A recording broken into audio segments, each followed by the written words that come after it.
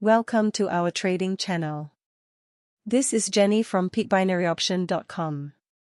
Today USA released the non-farm payroll data.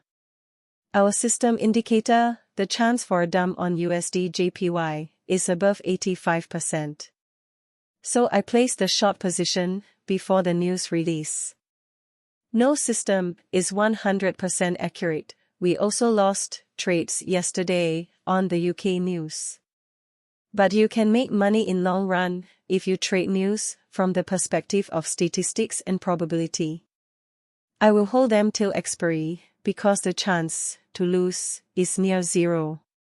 There are many psychological traps in trading.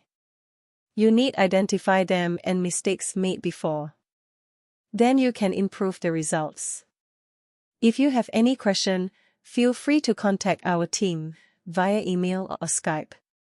Thanks for watching and wish you succeed in trading.